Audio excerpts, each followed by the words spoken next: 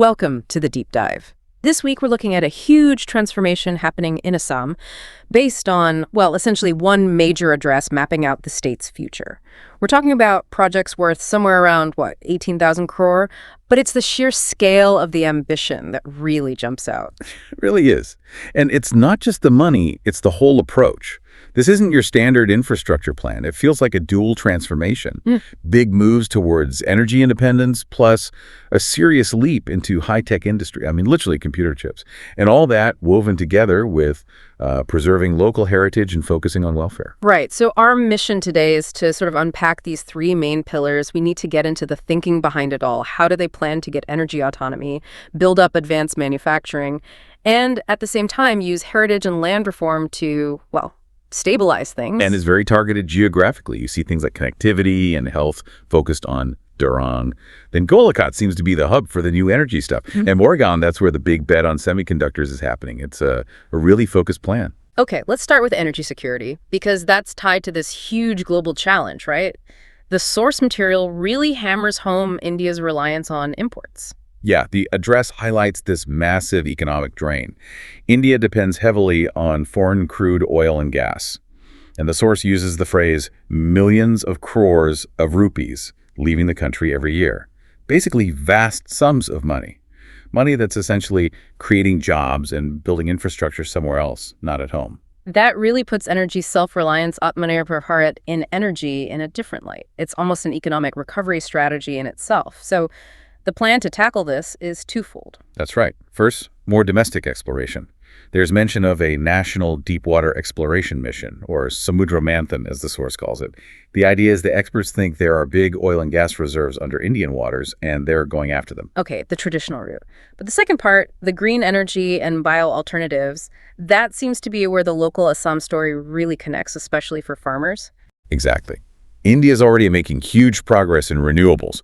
The source proudly notes being in the top 5 globally for solar. But for Assam specifically, the focus is this new, modern bioethanol plant. And what's really interesting is the feedstock. It's bamboo. Bamboo, not sugarcane or corn. That feels like a critical detail, tying energy policy directly to, tribal communities and local economics. It is. The source is very clear. This is designed to benefit farmers and tribal groups. The government's promising support for bamboo growing and guaranteeing purchases. They've earmarked something like 300 crore a year just for buying bamboo in that area. Yeah. That creates a stable market, something predictable for them. And this connects to a maybe surprising political point in the source material. It claims that previous Congress governments actually had a ban on cutting bamboo, which seems odd given how fundamental it is to life there. What's the significance of lifting that supposed restriction? Well, the address presents lifting this ban as a kind of liberation. Bamboo used to be treated under forest laws, restricted, which, sounds pretty strange for something so common in the Northeast. Now it can be grown freely and used for industrial fuel. It's framed as moving from restriction to using local resources for national benefit. A powerful link between policy and daily life. Okay, let's shift gears from fuel to the actual materials that make up everyday stuff. Section 2, the new polypropylene plant in Golakot. Right, polypropylene. It sounds technical, maybe, but it's everywhere. It's often dismissed as just plastic, but it's crucial. We're talking packaging, medical kits, textiles, bits of cars, farming equipment, mugs, chairs, you name it. If you want a self-sufficient manufacturing base, you need reliable local access to this stuff. It's strategically vital. So this plant isn't just about making, say, plastic buckets. It's about underpinning lots of other industries in Assam, a real make in Assam move. Precisely. It reduces dependence on bringing in raw materials from elsewhere, makes the whole state's industrial ecosystem stronger, less vulnerable to supply shocks. And it seems there's a cultural ambition here, too. The source mentions wanting polypropylene-based textiles to become a new identifier for Assam. That's a bold idea, considering Assam's global fame for gamosa, eri silk, muga silk. How do you blend synthetic materials with that amazing craft tradition? It looks like an intentional move to diversify Assam's brand, signaling that, yes, they have this incredible heritage and natural fibers, but they're also embracing modern manufacturing. If they can integrate this new production into local textile making, it can create a whole new, maybe more mass-market economic layer alongside the high-value silks. Okay, that diversification leads us nicely into the second huge pillar, the high-tech ambition, the semiconductor mission. Yeah, this is possibly the most strategic move of all, semiconductors. They're like the soul, as the source puts it, of every electronic thing. Phones, bank cards, cars, planes, space missions, everything. If India wants real economic and strategic independence, it can't just rely on other countries for chips. The pandemic really exposed how fragile those supply chains can be. And Assam is set to be a major base for this national push. Tell us about the investment in Morrigan. It sounds enormous. It is a staggering 27,000 crore of being invested to build a semiconductor factory there. This is a key part of the national semiconductor mission and a massive commitment of capital to the Northeast region. That is a huge amount of money. The global chip market is incredibly tough, very competitive. Does the source give any clues why Assam specifically, beyond just regional development potential? It feels like a big tech gamble. It's definitely a gamble, but the source frames it as a vote of confidence in the people there. They actually draw this historical parallel, saying that during colonial times, the people of Assam took local tea and turned Assam tea into this global brand against all odds. The belief seems to be that the same spirit, that same capability, can now be channeled into making semiconductors, linking past commercial success to future tech needs. From tea leaves to silicon chips. Quite a leap. Okay, let's shift again dramatically to the final pillar: heritage, land rights, and welfare. Right. This part is framed as correcting past neglect and really celebrating local identity. There's a big focus on the Ahom general, Veer Lachit Borphukan, a major historical figure. His 400th birth anniversary was a national event, biography in 23 languages, huge statue unveiled in Jorhat. It's about embedding regional history into the national story. And this focus on heritage also means restoring important physical sites, right? Especially spiritual and tourist locations. Absolutely. They're renovating the historic Rangar in Sivasagar. They're aiming to make Badadrava, the birthplace of the Saint Srimaka Sankardev, a world-class tourist spot. And significantly, building the Mahamakya corridor. The source explicitly compares this to projects like the Kashi Vishwanath Dham in Varanasi or Mahakal Mahalok in Ujjain. The logic is straightforward: build top-tier infrastructure, attract way more tourists, and create a big economic boost for local businesses. Now, we do need to address the sensitive issue of land rights and demography, which the source tackles directly. It includes a political criticism alleging that previous governments compromised the state's demography by giving land to infiltrators for vote bank politics. How does it frame the current response? Yes, the source material presents the historical challenge in those terms: illegal encroachment leading to demographic shifts. It's important to relay that the government's stated response, according to the source, is twofold.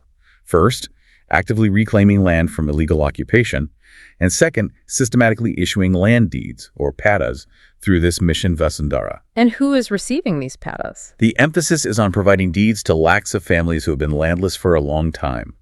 Particularly, it mentions recognizing the historical rights of specific indigenous communities like the Ahom, Kohrajbanshi, and Gorkha communities. It's presented as securing rights for recognized local groups while addressing the illegal occupation issue. Okay. And moving to the overall welfare philosophy, the source draws a specific distinction in its approach. Yes.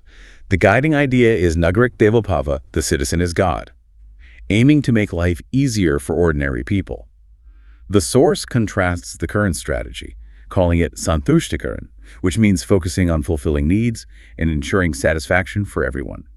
Contrasting that with Tushtikaran, which translates roughly as appeasement. For listeners maybe not familiar with the political weight of those terms in India, what's the underlying criticism there? Well, the source is essentially claiming that past welfare was maybe selective, aimed at specific groups for political advantage appeasement.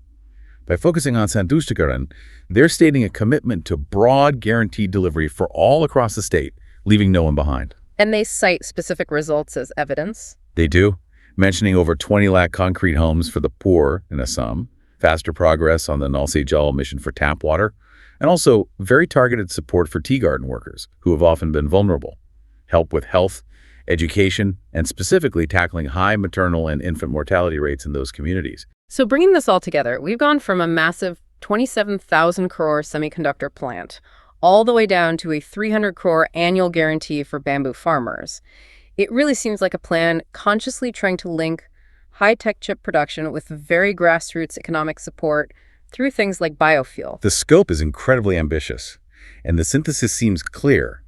All these different projects are meant to redefine Assam's role, It's not just about developing the region. The goal stated is to make Assam a major global center for trade and tourism. So the transformation aims to connect that deep, ancient identity represented by heritage sites and historical figures like Veer Latchit with a future built on semiconductors and green energy. Exactly. Which leaves you, the listener, with a big question to think about. Can Assam successfully make this leap, essentially trying to jump straight into an era of biofuel and microchips, bypassing some stages of traditional industrialization? Can this intentional blend of deep heritage and ultra-modern tech create a stable new economic powerhouse? Or will the historical complexities and political challenges hinted at in the source prove too difficult, even with this level of investment? Welcome to the Deep Dive. Today, we're sifting through quite a stack of sources about recent development announcements for Assam, our mission, to really distill what matters. Yeah, we're diving into this big push, basically framing Assam as a key part of India's larger goal for self-reliance, Viksit Bharat. Okay, so let's get right into it. We're looking at a major address, right? Talking about nearly 18,000 crore in projects. That's the headline figure. But honestly, the money itself isn't the whole story. What's really interesting, I think, is the mix of things. What do you mean, the mix? Well, it's not just roads and bridges. It's this simultaneous focus on energy security for the region and boosting high-tech manufacturing. It's quite strategic. Okay, so if we had to boil down this whole 18,000 crore effort, what are the two maybe main thrusts? They also seem a bit contradictory when you first look at them. You're right. They kind of do. On one side, you've got this really strong drive towards modernization, think energy independence, advanced manufacturing, very future-focused. Right. But then on the other side, there's an equally strong push for preserving heritage and culture, really doubling down on the region's deep history. So building a 21st century economy while also actively promoting ancient traditions. Exactly. Chips and temples, side by side. It's that balance that makes this particular package feel, unique. Let's start with the foundation then, energy. The sources stress this point. India is the fastest growing major economy. Why does that make energy independence so urgent? Why now? Well, the sources really lay out the financial side starkly. Rapid growth just means you need exponentially more power, more gas, more fuel. It's simple math, really. And currently, a lot of that is imported. A huge amount. We're talking lakhs of crores of rupees every year just flowing out in foreign exchange for crude oil and gas. And as the address points out, that money is essentially boosting economies and creating jobs elsewhere. It's a massive drain on domestic capital. The goal is pretty straightforward: stop that train. Okay, so that sets the scene for this Atmanirbhar Bharat self-reliant India strategy in the energy sector. How are they actually tackling this dependency? What's the plan? It seems to be a multi-pronged approach. First, actively exploring for new domestic oil and gas fields, looking within India's own territory. Still potential there, presumably. Experts seem to think so. Second, there's a massive ramp up in green energy. The sources make a point of saying India's jumped into the global top 5 for solar power capacity, which is a big leap from, say, a decade ago. Top 5, okay. And that ties into the deep water exploration too, doesn't it? Precisely. The National Deepwater Exploration Mission. This follows up on the earlier Samudra Manthan idea. It's based on geological advice suggesting there could be really significant reserves deep offshore. So basically leave no stone unturned domestically. That seems to be the idea. Follow the science, find it, use it. Right. Now, here's where it gets really interesting for Assam, specifically the shift towards alternatives. Bio-alternatives, this new bioethanol plant. Yes, this is a fascinating angle. What's the raw material? And how does this directly benefit people, on the ground? The raw material is bamboo. And this is smart because the Northeast has loads of it. The plant will produce ethanol using bamboo. Okay. And the key part is the mechanism. The government isn't just building a plant. They're actively supporting farmers to grow the bamboo and guaranteeing they'll buy it. Procurement is guaranteed. So it creates a ready market. It's not just hoping someone buys it. Exactly. It injects capital directly. They're talking about setting up small bamboo tipping units locally. The estimate is around 500 crore spent annually in the region just on handling the bamboo. Wow, 500 crore a year just from the bamboo itself. Yeah, it neatly links a big national energy goal right down to the village level, helping tribal families, local farmers. It's quite a direct connection. And the source material makes an interesting point about the history of bamboo policy here, doesn't it? A contrast. It does, yeah. It spends some time highlighting this. It contrasts the current policy encouraging large-scale use with what it describes as a previous government's ban on cutting bamboo. A ban. That's what the source states. It argues this ban actually hurt local communities, especially tribal groups, who relied on bamboo traditionally. So lifting that restriction and creating this huge industrial demand is framed as, well, correcting a past problem and unlocking potential that was always there. Okay, interesting context. Let's pivot now. From fuel, let's talk manufacturing materials. Part 2, industrializing Assam, a foundation stone laid for a polypropylene plant in Golagat.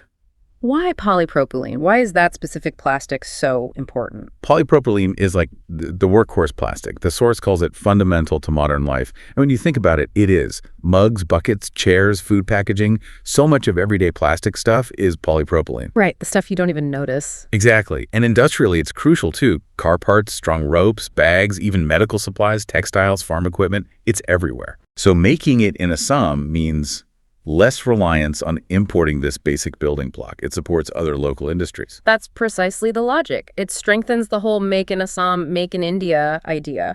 If you make the basic material locally, it helps kickstart or support all the other factories that use that material. Makes sense. Yeah. And the address apparently drew a connection between this industrial material and Assam's cultural products.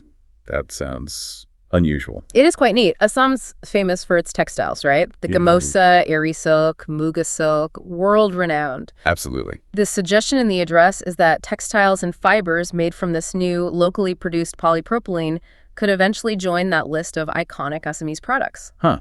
So treating an industrial product with the same kind of regional pride as a heritage craft. Kind of, yeah. It's this idea of framing modernization not as erasing culture, but as adding a new layer to it, a very deliberate narrative. That is a profound way to think about it. Okay, let's take the next leap. High tech. How does all this connect to semiconductors? All right, the semiconductor mission. This is maybe the most ambitious piece. The address puts it very clearly. Almost every advanced electronic thing needs a chip. Phones, bank cards, cars. Everything. Planes, space missions. They call the chip the soul of the device. So if India wants to be truly self-reliant in complex manufacturing, it has to get into chip production. And Assam is pegged as a major base for this. That seems like a huge undertaking. We're talking 27,000 crore for just one factory in Morgaon. That's the number cited, yes. It's a staggering investment. And you're right, it's incredibly complex, sensitive technology. So why Assam? How does the source material justify placing such a critical high-tech mission there? That's a fair question. The justification presented leans on historical precedent. It points to the success of the Assam tea industry. Tea. How does tea relate to semiconductors? Well, the argument is that Assam proved it could take a local product, scale it up massively, maintain quality, and build a global brand. Assam tea became iconic worldwide. So the underlying belief seems to be that the state has the, let's say, institutional resilience and capability to handle another complex, large-scale, high-quality initiative, even one as advanced as semiconductors. Quite an analogy, managing tea estates to managing chip fabs. Yeah. But, okay, I see the logic they're presenting. Now, we said earlier, it's not just tech and industry. It's also deeply about heritage. Let's talk about the cultural preservation side. What projects stand out? There's quite a list, actually, covering history, religion, even language. On the language front, Assamese has been given classical language status, and there's emphasis on rolling out the new national education policy quickly to boost teaching in local languages. Okay, and the physical sites? Yeah. The landmarks? Big restoration efforts, like renovating the Rangar in Sivasagar, that amazing Ahom-era pavilion, and big plans for Badadrava, the birthplace of the Saint Shamanta Shankardev, aiming to make it a major world-class tourism destination. And the Kamakya Corridor project. Yes, the Makamakya Corridor construction is ongoing. The address explicitly compares it to projects like the Kashi Vishwanath Dham or the Mahakamahalak in Ujjain, large-scale redevelopments around major pilgrimage sites that have been, well, very high profile. Got it. And what about recognizing local historical figures? That's a clear focus, too, particularly Leshit Borphukan, the Hom general. His 400th birth anniversary was celebrated nationally. There's been a biography published in, I think, 23 languages, and a large statue unveiled in Jorhat. So making sure regional heroes get national recognition. Exactly. Integrating the Northeast's history more firmly into the wider Indian narrative. That seems to be the goal. All right, let's move to the final section, part 4, the social contract. The guiding principle mentioned is Nagarek Devopava, citizen is God. And this idea of shifting from Tushtikaran appeasement to Santushtikaran satisfaction, how did that translate into actual welfare programs on the ground? It translates into big investments in basics, housing, for instance. The sources cite over 20 lakh permanent homes built for the poor in Assam. 20 lakh, okay. And also pushing hard on the mission to get functional tap water to every single home. Basic security, basic dignity. And there was a specific mention of tea garden workers who are a significant and often marginalized group there. Yes, a very specific focus. Dedicated health and welfare schemes for them. The source suggests this group was often neglected by previous setups, both management and government. So what's being done now? Things like targeted support for women's health, children's education, and crucially, bringing basic utilities like electricity and proper water supply directly to their homes. Spending significant money to ensure they're not left out of this development push. Now, the sources also bring up a very sensitive issue: land rights and demographic change, particularly around infiltration. Yeah. What's the stated policy response here? The sources outline a policy aimed at tackling illegal land occupation and infiltration head-on. The address, as reported, frames this as an issue that previous governments perhaps ignored or even used for political gain, the whole vote bank argument leading to demographic shifts. Right, a very contentious point. Indeed. The current approach, according to the sources, is focused on reversing this, recovering illegally occupied land, and making sure land ownership is secure and legitimate. And this connects to Mission Vasundhara. Directly. That state government initiative gets a lot of positive mention. It's credited with distributing land deeds patas to literally millions of people who were landless, including many tribal families. So formalizing land ownership for those who lacked it. Yes. And there's also a specific point made about recognizing and protecting the land rights of particular communities like the Ahom, Kochraj Bangshi, and Gorkhas within certain tribal belts.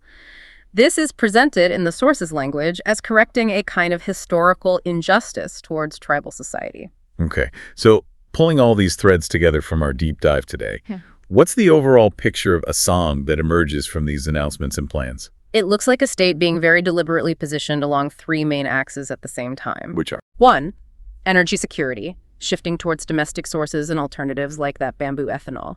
2, high-tech manufacturing capability, aiming for leadership in things like semiconductors and core materials like polypropylene.